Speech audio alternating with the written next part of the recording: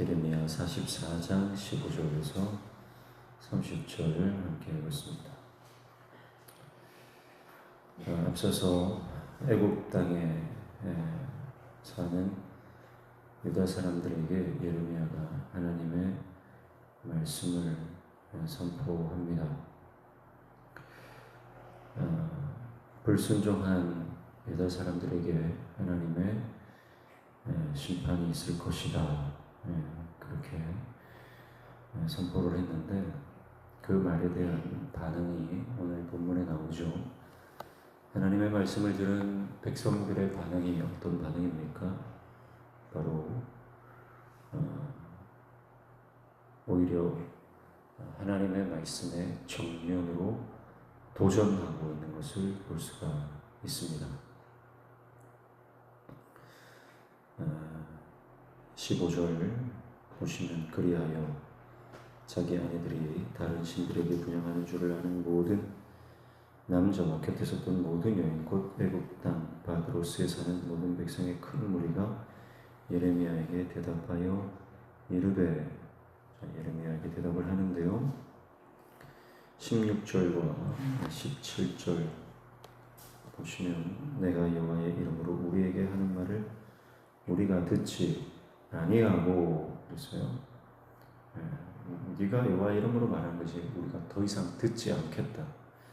17절 우리 입에서 낸 모든 말을 반드시 실행하여 우리가 본래 하던 것 곧 우리와 우리 선조와 우리 왕들과 우리 고관들이 유다 성읍들과 예루살렘 거리 사던 대로 하늘의 여왕에게 분향하고 그 앞에 전제를 드리리라. 그때는 우리가 먹을 것이 풍부하며 복을 받고 재난을 당하지 아니하였더니 그랬어요. 자, 우리는 하늘의 여왕에게 전제를 드리겠다. 하늘의 여왕에게 우리가 전제를 드릴 때는 우리가 너무 잘 살았다는 거예요. 우상 숭배할 때 우리는 너무 행복했다. 우리는 너무 풍족했다. 우리는 그때 부족한 게 없었다. 이렇게 말하고 18절에 우리가 하늘의 여왕에게 분향하고 그 앞에 전제 드리던 것을 패한 후부터는 모든 것이 궁핍하고 칼과 기근에 멸망을 당하느니라 하며 그랬어요. 그런데 우상 숭배를 그치니까 우리에게 재앙이 임했다, 이렇게 말하고 있습니다. 그러니까 우리는 이제 하나님 필요 없다. 여호와가 누구냐? 여호와 하나님은 필요 없고 우리는 이방신을 섬기겠다. 그 하늘의 여왕에게 예배할 것이다. 그러니까 더 이상 참견하지 말라는 거예요. 더 이상 신경 쓰지 말라는 거예요. 우리가 이렇게 된 거 하나님 때문 아니야. 우리가 전쟁을 당하고 기근과 전염병을 당한 그거 하나님께서 그렇게 한 거 아니냐. 우리가 하늘의 여왕에게 분향을 하는 것을 그치면서부터 재앙이 임했다. 정말 입에 담지 못할 참남한 말을 하고 있는 것을 볼 수가 있습니다. 그러니까 여러분, 우리가 하나님을 떠나서 내 마음대로 살면 이렇게 되는 겁니다. 회개해야 할 기회를 놓치고 끝까지 회개하지 않으면 죄에 대해서 무감각해지고요. 더 심해지면 이제 양심에 화인맞게 됩니다. 그리고 하나님을 대적하게 되는 겁니다. 이제 유다 백성들은 애굽 땅에 내려가기 전에는 그래도 양심이 있으니까 하나님께 기도해달라. 하나님의 뜻을 묻는 척이라도 있어요. 그런데 이제 애굽 땅에 내려와서는 하나님이 누구냐? 우리가 섬기는 신은 하늘의 여왕뿐이다. 그러면서 하나님을 정면으로 대적하고 있는 것을 볼 수가 있습니다. 그래서 자신들의 삶을 정당화하며 세상 논리로, 세상 법칙으로 우상을 숭배하고 음란하게 살아가는 그 삶을 정당화하는 모습을 볼 수가 있습니다. 여러분, 우리가 하나님의 말씀으로 우리의 심령이 채워지지 않고 내 자아가 가득하면 어느샌가 우리는 괴물이 되어버립니다. 지금 이스라엘 남유다 백성들처럼 도무지 이제 통제 불가능한 영적인 괴물이 되어버리는 거죠. 그래서 하나님도 필요 없다. 영적으로 흉측한 망측한 모습으로 변해버린 그들의 모습을 볼 수가 있습니다. 결국 우리가 하나님 앞에서 죄를 인정하고 날마다 회개하지 않으면 내가 지금 짓는 죄를 하나님께 전가하며 하나님 때문이다. 아담도 그랬잖아요. 아담도 죄를 들켰을 때 회개하지 않으니까 뭐라고 합니까? 하나님이 나한테 보내주신 저 여자 때문에.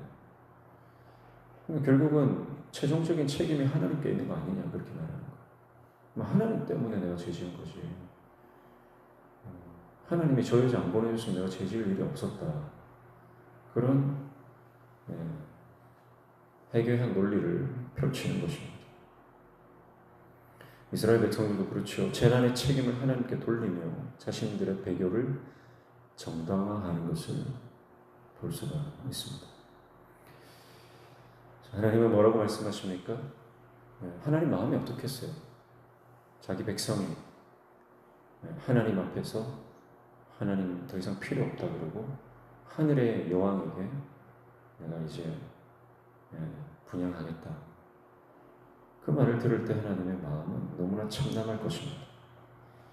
그래서 하나님은 우상 숭배를 맹세하는 이 정말 참담한 이 상황에 하나님은 단호한 심판의 선언을 하십니다.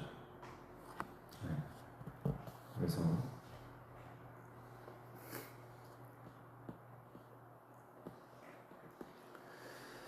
하나님께 맞서는 것은요, 용기가 아니라 만용입니다. 가장 어리석은 자들이 하는 것이 하나님을 대적하는 것입니다.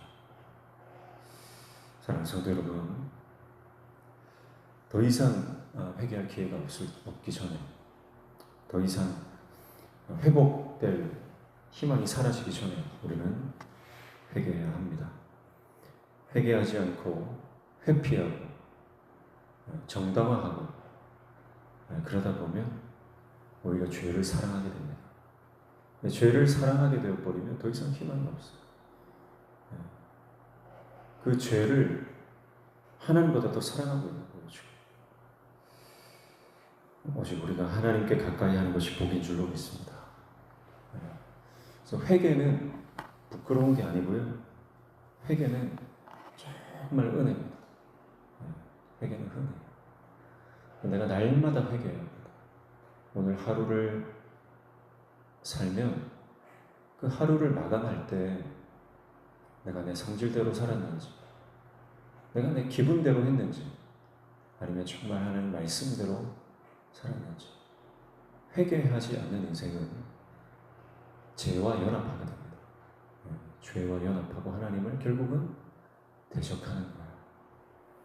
오늘 하루 하나님을 가까이 하시기를 축복합니다. 말씀을 가까이 하시기를 축복합니다.